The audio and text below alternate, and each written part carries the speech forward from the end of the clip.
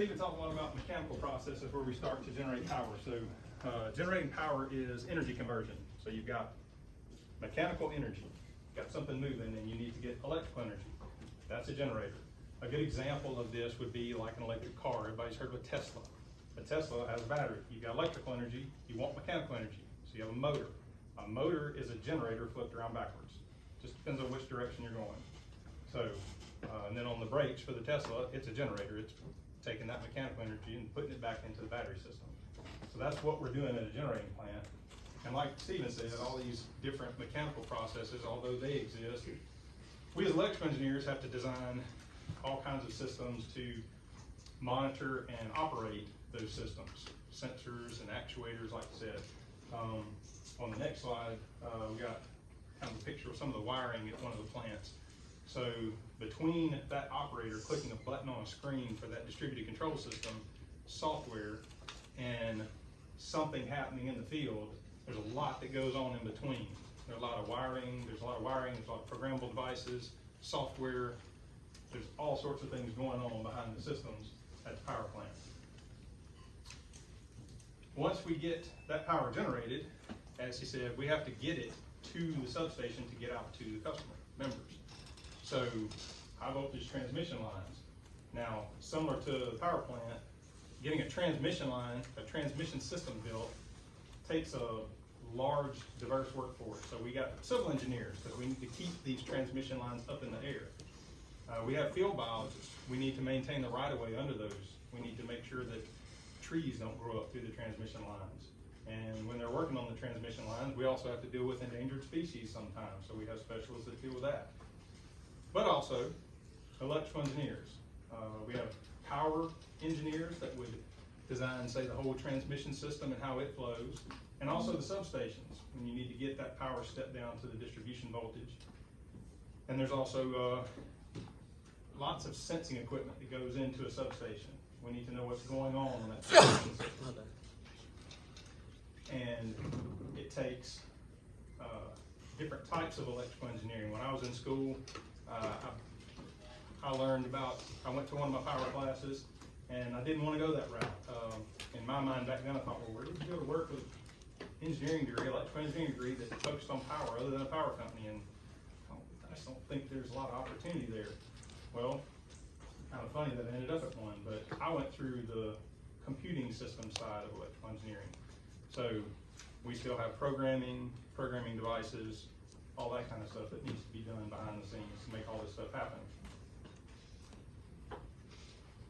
We also use drones on our system. Now, to me, operating a drone is about like getting paid to play video games for a living.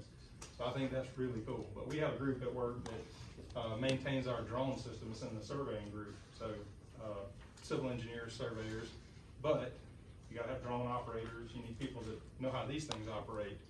The benefits of drones are probably obvious, but I'll talk about some of them anyway. To inspect power poles, we have a lot of wooden power poles on our system, and those things age and need to be replaced. Well, used to, you had to take a guy and send him out, climb the power pole and inspect the power pole. Well, you probably just picked a few to sample, because you can't realistically send a guy to climb every pole you got. It takes forever. And it's also kind of dangerous. Well, with drones, we can cover a lot more ground and do it a whole lot faster. Get much better pictures, get to see things you couldn't see with a guy climbing the pole. He can't really get to all parts of the pole. He can't see the top of the pole that's got rod in it, and can't see out on the cross arm. He certainly is not going to climb down the wire and find out that you've got a problem in the wire. So also, if we send a drone up and something goes wrong, the drone drops out of the sky, we lost some money, we didn't lose a person. So lots of good benefits to using drone technology. But some of the cool stuff we get to work on at Cooperative Energy. At that point, I think we've covered a good bit of ground right now, so just want to stop talking for a second to see, does anybody have any questions about what we've covered up to this point? Oh, good. I think we have one right here, yellow shirt. Does your company do anything like designing in terms of substations or power grids? Yes, we do have substation design. We have a group that designs the substations that we build. So how often do you have to like implement a new substation? Substation design is doing stuff all the time. So I wouldn't say we put in a new substation every year or however many a year, but there's always, upgrades. So some of our system, like Steven said, our company was founded in the 40s. So a lot of the stuff on our system is very old. We might not be putting in a new station, we might be upgrading an old one. So we'll have design work for upgrading the station, but we also do have new substations to go in. I would also say, we have a group that does a lot of studies about how the grid all fits together. So one of the interesting things about the power world, it is all connected. So what we do affects all the companies around us, what they do affects us. So sometimes we'll be adding generation. Every time you add generation, that load's gotta go somewhere. There's also new businesses that come in and build things that require more load. And other companies come and they build new generation so the grid is always changing. So from that perspective, we have groups that have, I think they're interesting and pretty fancy models that run all those calculations and see where you may have constraints that develop.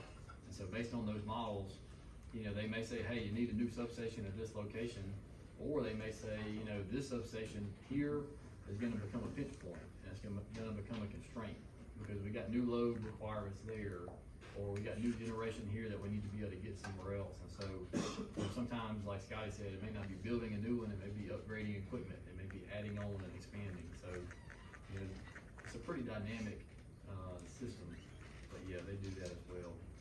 Yeah, and we have different groups that do that, modeling and forecasting basically on different timelines as well. So we got some that look and see out into the future, 7 years out, what are we gonna need out here? We also have guys that are watching this, model in real time to see, hey, something just happened on the system, we need to fix that. There's gonna be a problem, we got a line that's gonna overload. So this is a picture of part of our transmission system. This basically represents the southeast corner of Mississippi from our company's perspective. You see different colors on the screen, those represent different voltage levels, anywhere from 69,000 volts up to 230,000 volts. Transmission systems go up higher than that, but ours just goes to 230, that's all we've got. The generation that we have a few generation sites across the state, but that power has to get all over the state. So we have a complex transmission system, as you can see. It has a lot of redundancy built in, a lot of loops, so that we can have extra fault tolerance, make it more reliable. So we have relay engineers that design equipment between these substations on the transmission line that can sense currents on the line, and when they get above a certain level, it says that's abnormal, a fault probably happened, something happened to the line, something's gone wrong, they'll automatically open the line.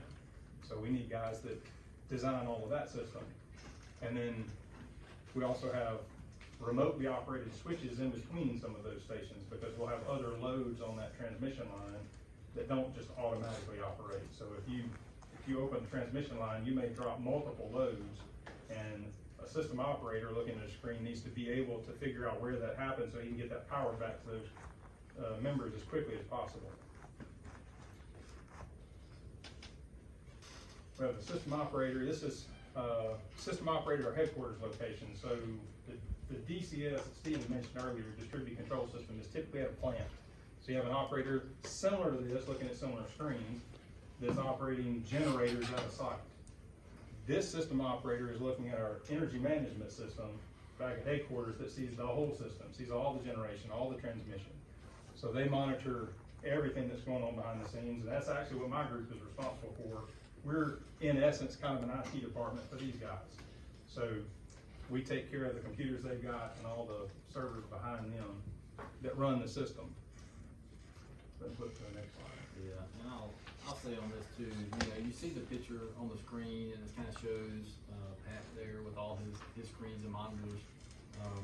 So when I went into this room for the first time, I got a tour. I went in there, and I walked in, and of course I'm a dumb mechanical guy, but I felt like I was going into like a NASA space station. You go in, there's 4 different stations with operators and desks. They're surrounded by monitors. You have a huge, like the wall is basically the grid, right? You got all this data input, and but it kind of makes sense when you think about it, because we've got a system that's statewide. You have generation that's statewide, and you have some guys, you know, in a room, you know, monitoring that live, making sure nothing's getting overloaded. You know, if we just had an issue here, we just had an issue there. You know, to be able to do all that remotely is really impressive, and there's a lot of, you know, logic built in as safeguards. There's all these alarms that are out there in the system that have to be monitored, and all that's got to be maintained. And you know, it takes a pretty impressive group to be able to keep all that up and running. And like you said, Scotty's group is a big part of that. But you know, there's just it's hard. This is one of those slides to me where it's hard to get the gravity across as to what you're seeing, because it really is pretty impressive. You feel like you're about to launch a space shuttle, but I guess in a sense you are kind of operating an electrical grid across the same Mississippi, so it's a pretty big deal. Yeah, each operator's got about 10 or 15 monitors he's looking at any one time. All that, like I said, we kind of an IT department in essence. Behind the scenes, we basically got a server room. So we've got a lot of the energy management system I talked about, software running on servers, communicates out through network to all the field devices. And we're bringing in signals, you know, every few seconds, some of it a little more frequently than that. But in the system, we work with other engineers to program alarm limits so that the operator can see when something goes wrong and he can react to it, because he may need to actually operate a line, open something, or he may need to make a phone call. Hey, something's going wrong at this station. I need you to go out there and check on this and figure out what's going on and fix it. And there's a good bit of stuff that goes on in the background for that. We also maintain some of the devices in the field ourselves. We don't just deal with the servers, but I kind of wanted to point that out because, like I said, my lack of understanding when I was in your shoes was, oh, if you go to a power company, what are you gonna do, like build power lines? That's about all I could think of. Never would have thought that I'd be working on computers at a power company, but there's plenty of that to do. So I wanna give kind of a real world example of how this plays out. So we've all been through hurricanes, storms, power outages.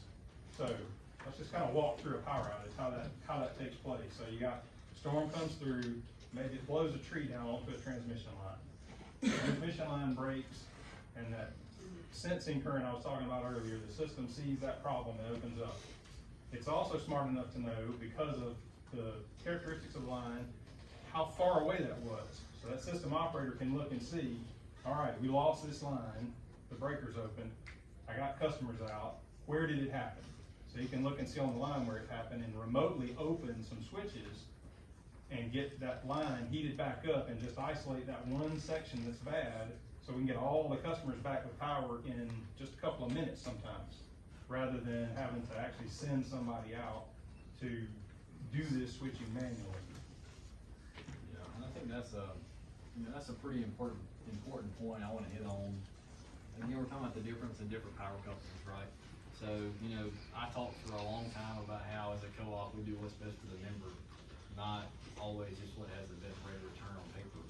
So what Scotty's talking about is a very good example of something like that. So it costs a lot of money to have these, remote switches that can be actuated from a control center 100 miles away, right? It takes a lot of money to have all these sensors built in all over the place to make sure, and for one, I thought that was pretty cool. I actually found that out yesterday, that, when a tree falls on the line, we actually can not only tell the line has a fault, but how many miles down the line the fault is. But all those are things that, because reliability is our number one focus and not necessarily profit, we install all those systems, but it also takes people to maintain those systems. Again, so there's a lot that goes on behind the scenes that allows our members to not have outages where we've got to wait an hour for a guy to go drive down a line and figure out where the fault happened. Or, you wouldn't believe how often outages are hours because somebody has to get in the truck, drive out to a location and physically throw a switch. We do a lot of work to make sure that you don't have to have that, because realistically, in the transmission world, when one of our lines goes down, that's a lot of people, right? The distribution co-op, it may be a neighborhood, it may be a certain part of town, You know, when we have a line that goes down, we lost a whole substation somewhere, or multiple substations. So, you know, it's really important for us to have what we need and the people we need to get that stuff back online and get it back online quickly. Right, transmission line, I was just gonna say large communities all at one time. It's not as small and isolated as some of the distribution. Another point I just thought of, that knowing the distance down the line is good for the operator to be able to isolate that fault, but also we gotta send a line crew out to fix the problem.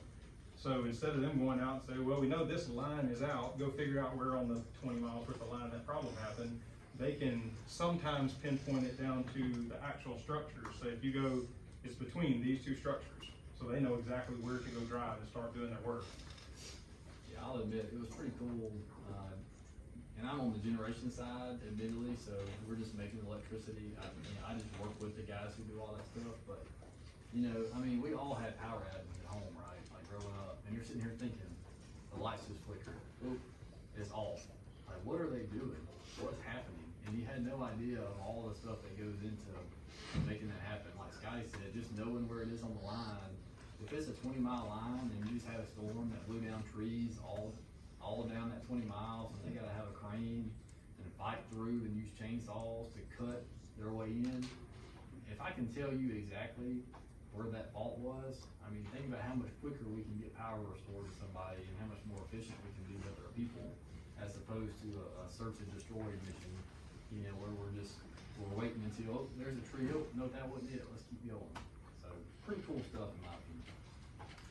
On the screen here, I wanted to kind of give you a visual of what this really looks like, because in the EMS, in my world, it looks like a little red button that goes on and off.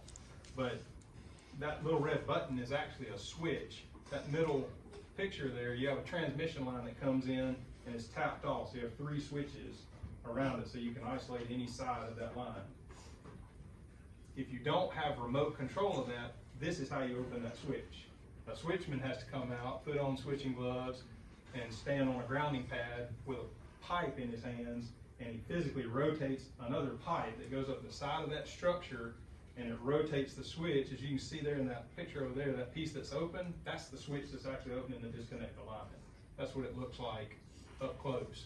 But it's not just like flipping a light switch on, but a larger example of that basically. Yeah. So you can see, if we needed to call a guy and tell him, hey, we need to sectionalize that line, go drive out there, open this up, and let's get the right switch open, and now let's see if we got it right.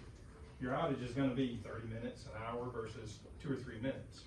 And also, this can go wrong. These devices don't always work very well.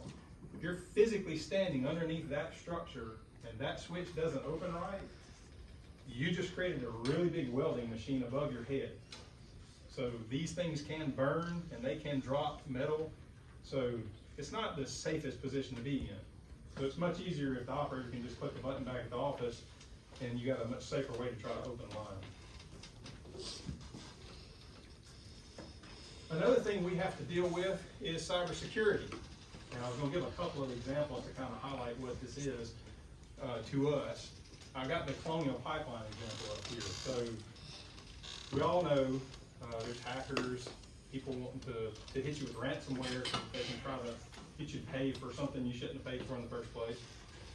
And that's what happened here with Colonial Pipeline. Colonial Pipeline got hit with ransomware last year, and it shut down this pipeline. And it was all over the news, created lots of problems with gas. Gas prices went up because they shut down. What really happened was they got ransomware on their IT side, but because Colonial Pipeline didn't know if it got into their operational side, the side that I would be dealing with in the power company, they went ahead and shut down the pipeline anyway because they didn't know what the state was. So they took them a while to get things back up and running. The other reason I wanted to put this slide up here, it relates to Hurricane Katrina. Back in 2005, Hurricane Katrina went through and did lots of damage in Mississippi. One of the things it did, it knocked out all of our power. Our entire system was down. And as we were trying to restore the system, I say we, even though I was not there at the time. I didn't start working Cooperative until after that happened. I was in 06.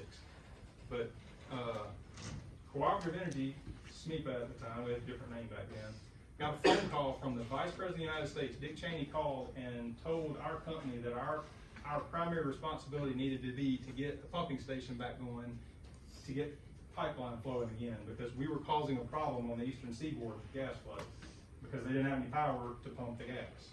So, kind of relating what our role is to the power grid, even though we're in Hattiesburg, Mississippi, nobody thinks much about Mississippi, we're always last in everything, but,